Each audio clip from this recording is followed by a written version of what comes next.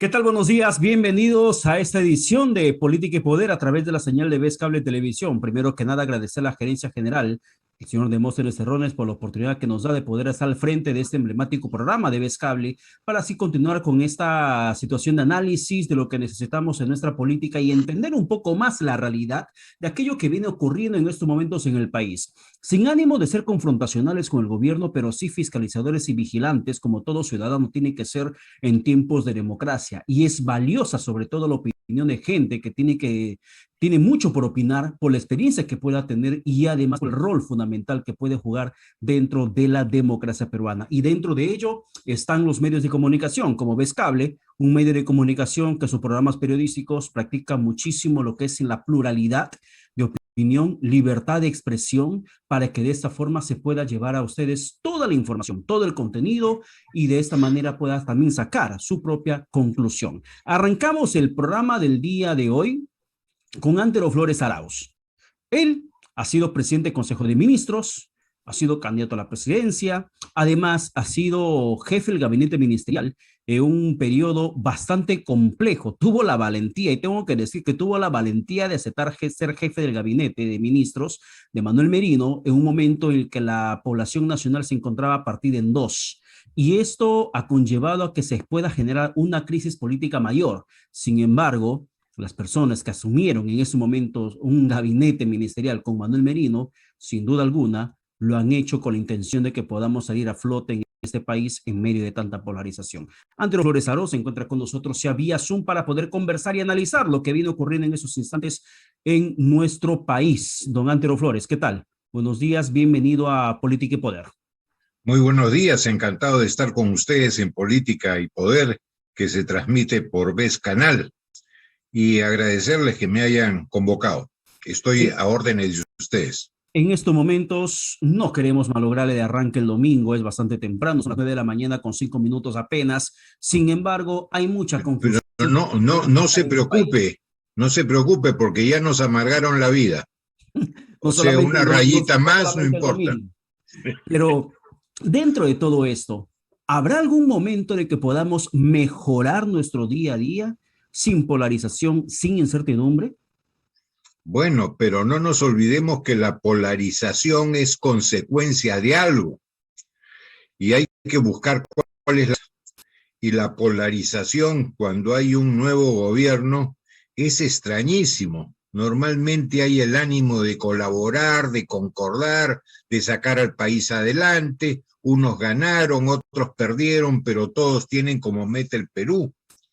Pero eh, este rompimiento de estructuras, este estado de ánimo general en el país, esta polarización a la que usted se refiere es consecuencia de algo, es consecuencia de que el gobierno no ha moderado las expectativas relacionadas con sus promesas. Se le había dicho en mil y una formas que debía moderarse, pero fíjense ustedes, yo le pondría esto un poco lo que se dijo de arranque, el lápiz y el borrador. Con el lápiz, el señor presidente, porque es el presidente de la República, guste o no guste, se esté o no esté de acuerdo, personifica a la nación y fue proclamado. En consecuencia, el presidente, ¿qué dijo? El señor Castillo el día 28. Tenemos las mejores intenciones de gobernar, queremos un país más justo, queremos un país más solidario. ¿Quién puede estar en contra de eso? Eso es bueno, lo bueno. Lo malo en el mensaje fue el populismo. Soy el Estado regalón, pero para tú regalar tienes que tener recursos. Y la verdad que hasta el fondo de contingencias ya se ha ido por la pandemia. Hay empresas que están quebradas, hay empresas que están en proceso de quiebra, hay empresas que han cerrado sin quebrar, se ha reducido el comercio, hay muchísimo desempleo, todo eso como consecuencia de la pandemia. Entonces lo lógico es buscar los mecanismos para reactivar la economía y lógicamente también para recuperar, no digo ampliar el empleo, por lo menos ir recuperando. Pero se fue regalón, se comenzó a distribuir lo que no había y encima se hicieron ciertas promesas difíciles de cumplir o que generan más desconfianza. Por ejemplo, hablar de nuevas reglas de juego. Por ejemplo, hablar que hay que renegociar tratados internacionales, que hay que renegociar los contratos ley que han habido de estabilidad tributaria y jurídica, y eso genera desconfianza. Por más que te digan que no se van a tocar ahorros, por más que te digan que se va a respetar propiedad privada, cuando hablas de renegociar una serie de contratos que ya estaban establecidos, te da desconfianza. Y cuando dices, además, que tiene que haber una utilidad social si otorgas determinadas concesiones mineras, cuando pagan regalías, cuando ya pagan sus impuestos, cuando tienen responsabilidad social, que significa costos adicionales no tributarios, encima le pones que tiene que haber rentabilidad social y no dices qué cosa es, da la impresión que lo que se quiere es hacer de la minería como empresas mixtas con participación del Estado, y cada vez se reduce más los beneficios que puedan tener la minería, que normalmente es con capitales extranjeros. Entonces, esos capitales se van donde son bien tratados, Claro, donde tienen menos costos. pero don Antero Flores, el discurso del gobierno, le escuché atentamente lo que menciona y es un interesante recuento y análisis de lo que dijo el presidente Castillo el 28 de julio. Sin embargo, el discurso del gobierno gira en torno a que las grandes empresas le han hecho daño al país y no precisamente le han generado dividendos positivos, un tema de desarrollo, que son los derechos de tantos pueblos alejados y asentados junto a esos lugares de extracción minera. Es el tema de pobreza, el tema de abandono, el motivo por el cual el gobierno dice esas empresas tienen que irse o sentarse a renegociar el contrato para que generen más dinero para los peruanos y menos utilidades para ellas. Yo creo que es una evaluación errada, porque si vamos a ver, ha habido inversión minera, han habido grandes cantidades de impuestos y regalías que ha percibido el Estado, y ha habido elevación de niveles de vida de los trabajadores y las zonas circundantes de esas grandes empresas mineras. Por eso es que yo no creo en ese discurso, porque veo, conozco, he viajado a esas, he visto, y la verdad es que la gente tiene remuneraciones que nunca pensó obtenerlas, e incluso distribución de utilidades para los mismos trabajadores de las empresas. Pero, don Antero Flores, permítame en ese punto sin interrumpirle, ¿por qué? Es cierto lo que dice, hay gente que en cierto modo que trabaja directamente en empresas mineras como en empresas petroleras. Yo también, en mi acontecer periodístico, a lo largo de los años que vengo ejerciendo, he visitado zonas, por ejemplo, indígenas en campamentos petroleros, donde hay población local, población indígena que está trabajando, pero de 100 personas solamente trabajan 10 y hay 90 que quedan relegadas. Ese aspecto del descontento social, ¿quién lo tiene que asumir? ¿Quién tiene que asumir? Si hay un Estado que no interviene, hay una empresa que no genera desarrollo como lo prometen en el contrato, entonces, ¿quién tiene que asumir el pasivo por la población que queda relegada y la contaminación posterior que genera? Lo que se está olvidando es de que la contaminación cada día es menor. Inclusive tenemos hasta cierre de minas, cierre de estos establecimientos de extracción minera, petrolífera, etcétera. Lo que no puede pensarse es que una misma empresa va a dar trabajo a todos. Cuando hay trabajo para algunos o un sector importante de la población, inmediatamente circundan otro tipo de negocios. Vienen los restaurantes, vienen las pensiones, vienen las empresas comerciales, ya se venden motos, ya hay grifos. Lógicamente hay una, ¿qué te puedo decir? Una cadena de valor que se genera. Así es, así es. Entonces no se puede pretender que la empresa dé puestos a toda la comunidad, pero sí genera por su sola actividad una serie de empleos indirectos, además de los directos, que eleva el nivel de vida de toda la zona. ¿Y cuál es el rol del Estado? ¿Ah? ¿Y cuál es el rol del Estado? Bueno, el rol del Estado es utilizar los impuestos en lo que es su obligación: salud, educación, infraestructura. Pero no puede ser un Estado regalón tampoco, ni puede ser el Estado que le dé trabajo a todos, porque no hay forma. El Estado genera condiciones para que pueda haber el desarrollo de la actividad privada, que es la que genera los puestos de trabajo, y eso es lo que hace el Estado, algunas veces bien, otras veces mal y otras veces muy mal. Hemos visto, por ejemplo, en la pandemia, que el Estado no había previsto lo que era previsible. No hemos tenido el oxígeno, no hemos tenido las camas UCI, etcétera. Y si no hubiera sido por la salud privada, la cosa hubiera sido muchísimo más grave de lo que realmente ha sido. Esta es la realidad. Pero yo comenzaba diciéndole que hemos visto primero el lápiz, lo que ha escrito el señor Castillo, lo que ha escrito bien y lo que ha escrito mal. ¿Y qué Porque escribió mal? con el lápiz, primero, ha escrito bien lo que se pretende. Si se pretende elevar niveles de vida, si se pretende un Estado más solidario, si se pretende un Estado o un país más solidario, estamos de acuerdo. Pero si adicionalmente te dicen que hay que renegociar tal y cual cosa, que se requiere incluso en una actividad que es floreciente como la pesquería, más impuestos, etcétera, lógicamente te da la sensación de que lo que has dicho bien por un lado, por el otro lado lo estás escribiendo mal. Es el mismo lápiz, perdón, es el mismo lápiz que escribe por un lado bien y por otro lado mal. ¿Y cuál es lo feo? Lo feo viene el 29 de julio, al día Con el gabinete. siguiente, que es el gabinete. Discúlpeme, pero insoñado. Un gabinete que no sé si usted conoce alguno. Yo solo a uno, porque es notario y porque lo conocí cuando era escribiente en Lima. El ministro de Cultura, el señor de Huancayo. Uno. Los demás no los conozco. ¿A Y Pedro sé Franque de no lo conoce? referencia. ¿Ah? ¿A Pedro Franque ¿Cómo? no lo conoce? No sé quién es, pero no lo conozco. Pero No ha soy sido amigo como de el él. espaldarazo político que necesitaba Pedro Castillo para que llegue a la presidencia. Sin ninguna duda sé quién es, pero no lo conozco.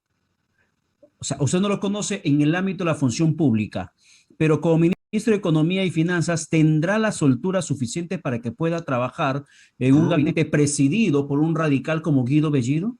Ruego a Dios que lo tenga y que tenga la suficiente fortaleza para decir en algún momento, si quieren traspasarlo, hasta aquí no más, o que tenga la suficiente fortaleza para decir, esto pasa y esto no pasa, si no me voy, porque hay cosas que no pueden pasar. La economía, por más que la lleven rojos, rosados o blancos o verdes, la economía es una ciencia que es la misma para todos y que no se puede repartir más de lo que se tiene, no puede egresar más de lo que ingresa, no puede darse muestra de desconfianza porque ahí está el resultado. La moneda cae, aumenta el riesgo país, lo que hace aumentar los intereses, lo que te hace no ser aceptable o ¿qué te puedo decir? Concursable para créditos internacionales. Entonces, sabemos perfectamente qué te permite la economía bien manejada y a qué te obliga o cuáles son las consecuencias de una economía mal manejada. Pero todos, desde el más, ¿qué te puedo decir?, más reputado economista hasta el de menor calidad, sabe perfectamente los lineamientos. No puede emitirse más billete que lo que está respaldado, si no hay inflación. Hay que controlar determinados agentes económicos para tener cierta estabilidad. Hay que manejar el cambio, no digo control de cambios, para evitar las subidas bruscas. En fin, hay cosas que son elementales. Pero ahora, doctor Andrés Flores, ¿cuál es el perfil de un ministro de Defensa? Usted también ha sido ministro de Defensa y no necesariamente ha sido un militar. Y el actual ministro de Defensa es Walter Ayala, que por cierto ha sido dado de baja por tema de indisciplina cuando apenas era suboficial de tercera. y él ahora es el ministro de Defensa. Y que, por cierto, es el abogado que había presentado una acción de amparo para que pueda dejarse sin efecto el proceso de designación del Tribunal Constitucional por el Congreso que recientemente ha terminado funciones. Y es el que, por cierto, como un punto, pongamos a su favor, el que había logrado que termine suspendiendo a Pedro Chávarri del Colegio de Abogados cuando estaba inmiscuido en el tema de la presunta obstrucción a la investigación del caso Lavallato. Entonces, Walter Ayala es el flamante ministro de Defensa con esos pergaminos. ¿Qué pergamino? ¿Cuál es el criterio para que se pueda designar a una persona en esa cartera? Yo creo que usted está confundiendo pergaminos con papel mojado. A ver, corríjame, por favor.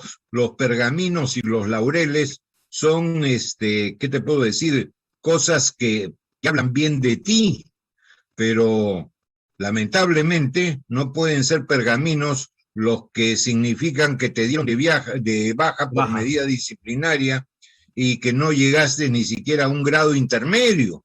Entonces, ¿cómo puede el jefe de un sector en que hay generales de división, tenientes generales del aire, almirantes, ser conducido por alguien que le dieron de baja cuando tenía un grado bastante inferior? Entonces eso es hasta una provocación, es una afrenta a un sector tan importante del Perú como son los militares, que tienen que ver con nuestra soberanía, que tienen que ayudar a la policía en el orden interno, que nos dan tranquilidad, que defienden el mar de Grau y el cielo de Quiñones. Entonces, yo no puedo o no debería hacer lo que se ha hecho. No conozco al señor Ayala, pero lo que dice la prensa de él y lo que sale en los medios realmente deja mucho que desear. Y sobre el ministro de Trabajo, desempleo en el país en estos momentos, como sin pandemia, siempre estuvimos carentes de puestos decentes de un empleo para los nuestros. Además, el nivel de informalidad, el nivel de precariedad laboral que existe en estos momentos en el país, y tenemos a un ministro de Trabajo y Promoción del Empleo que entre su legajo profesional existe un proceso de petición de cárcel por parte de la Fiscalía por abandono laboral de 12 años, que hizo en su momento cuando estaba desarrollando una huelga magisterial, porque además es docente. Y el ministro del Trabajo, Iber Maraví, entre sus antecedentes, solamente tiene que es, por ejemplo, integrante de Suteconare, de Movadef, y además de que, por ejemplo, ha estado dentro de numerosas huelgas y entre ellos también ha sido presidente de un frente de defensa. Y en el ámbito político, regidor municipal. Y tenemos a él como ministro de Trabajo y Promoción del Empleo. Si usted me diría que el señor fue nombrado ministro del desempleo, la verdad, sus cartas de presentación son inobjetables e insuperables. Pero siendo ministro de Trabajo y Promoción del Empleo, que tiene que buscar que haya empleo digno y que haya empleo generalizado, la verdad que su currículum vitae, su hoja de vida, no da para eso. Pero es lo que tenemos en estos momentos. Y muchos aseveran que las críticas son por un tema de racismo, de clasismo en el país, porque son de la sierra, porque son del Ande, no se les está permitiendo trabajar. Yo la verdad que eso no lo veo. Y mire que yo desciendo de cajamarquino. Y sobre todo se tiene esos orígenes. Pero, don Antero Flores, ¿qué va a pasar con el país, con un Congreso de la República que está analizando si darle o no el voto de confianza? ¿Qué podría pasar en el peor de los escenarios? ¿Primero cierran el Congreso o primero vacan al presidente? Perdone que sea tan extremista. Bueno, usted lo está jugando a los dados. Yo la verdad que no sé jugar. Yo espero los acontecimientos, porque de Saorí no tengo nada. Y yo entiendo perfectamente que usted no quiere jugar los dados, pero lo que le planteo es, con la experiencia política que tiene y el olfato político, por cierto, ¿qué es lo que podría pasar en el país? Porque lo que sucede en las siguientes semanas nos va a afectar a todos, incluido también usted, lógicamente. Sin ninguna duda, yo espero de que el presidente de la República haya rectificaciones y tranquilice sobre todo a los mercados, porque miren, la disparada del dólar o la caída del sol, como quisiéramos llamarlo, la caída de la bolsa, el aumento de riesgo país, oye, son resultados del discurso y del nombramiento del gabinete. Oigan, y estamos hablando de cosas incluso como el riesgo país, que son cosas internacionales, ni siquiera es una evaluación nacional, ni siquiera pueden decir que es algún dicho de algún banco que tiene otros intereses por sus negocios. No, es una cuestión internacional. La gente de afuera nos está viendo, esa misma gente de afuera que nos veía como un país en vías de desarrollo, que nos veía como un país pujante, que nos veía como un país que había estado reduciendo durante 30 años la pobreza, aumentando la clase media y elevando niveles de vida, de la noche a la mañana por una elección cambia absolutamente de rumbo y ya se comienza a pensar, hay una nueva Cuba o un nuevo Nicaragua o una nueva Venezuela. Oigan, en pocos meses hemos cambiado un norte de desarrollo para irnos a un sur de pobreza. La verdad que es preocupante. Por eso es que creo que tenemos todos que buscar que haya concertación, que haya diálogo y con el diálogo se lleve a cosas que sean justas y lógicas. Y además, por supuesto, la solidaridad. La política no es la ciencia del enfrentamiento, la política es la ciencia del diálogo, el arte de poder concertar, de poderse poner de acuerdo. No es del insulto, sino es del abrazo fraterno, porque total todos somos peruanos y se supone que todos queremos lo mejor. En lo que podemos tener dudas, en lo que podemos tener confrontación, quizás en buenos términos, es en los mecanismos, pero se supone que todos queremos lo mejor para el país y para su población.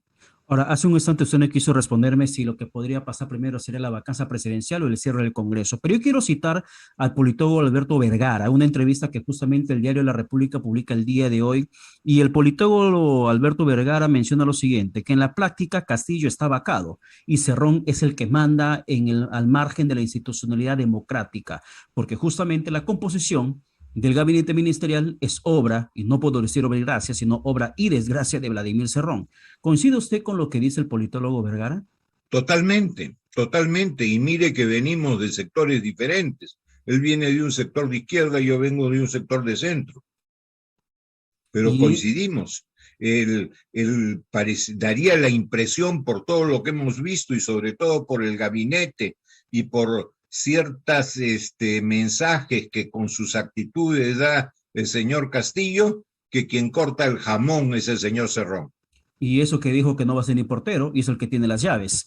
Pero tenemos un Congreso... Las llaves y el candado. El candado del desarrollo, el que no quiere el desarrollo, que es lo que necesita el país para generar más trabajo y bienestar. La pelota está en la cancha del Congreso de la República. ¿El Congreso tiene que darle el voto de confianza? Tendrá que estudiarlo, es su atribución, darlo o no darlo. A mí, este gabinete no me genera confianza, salvo que hay algunas rectificaciones, etcétera, y en esto más fuerza que el Congreso tiene el señor Castillo. El señor Castillo puede cambiar rumbos, está en su posibilidad de hacerlo. Si lógicamente hace algunas acciones de espantar a los espíritus que rondan por su ejercicio de poder, ¿no? Ahora, para terminar, don Antero Flores Arauz, usted es un hombre de tradiciones. ¿Qué opina el hecho de que se haya roto con la tradición histórica, cultural, de que el presidente despache en Palacio de Gobierno? Mire, por un lado no solo es tradición histórica, como usted dice, pero por otro lado es también un mandato legal, porque cómo se hace el control de visitas o no visitas para la transparencia y para lo que son gestión de intereses que está en las leyes, si usted está despachando, sabe Dios dónde. Además, los archivos, la documentación, las cosas las tiene ese palacio. Puedes llamar, oiga, tráigame el teléfono de tal, oiga, tráigame tal informe. Eso hacerlo fuera de donde está el núcleo del poder es bastante ilógico y bastante difícil. Yo creo que debería regresar a lo que son los valores, las insignias. Miren, el Palacio de Gobierno, llámese la Casa de Gobierno, Palacio de Gobierno, como lo quieran llamar, es el símbolo de acá está el presidente, acá está quien nos comanda, pero hacerlo y tenerlo como si fuera, ¿qué le digo? De limpieza pública, que hoy día está en una calle y mañana está en otra, yo creo que no es conveniente para el país. Bien, don Antero Flores Arau, muchas gracias por la comunicación alcanzada para Estable. No, gracias a ustedes. Bien, Y que lo tenga mejor buen de lo domingo. mejor. Bien, muchísimas gracias. Y como dicen, que Dios nos coja confesados. Sin duda alguna, Dios también es peruano, pero muchísimas gracias. Las cosas se van a mejorar y esperemos que así sea. Esperemos. Muchísimas gracias. Dios lo Bien, quiera. así será. Vamos a la pausa, regresamos con más aquí en Política y Poder por la señal de Vez Cable Televisión, pero no olviden que también estamos a través de las redes sociales y en la señal de Vez Radio 101.7 de la FM. Volvemos.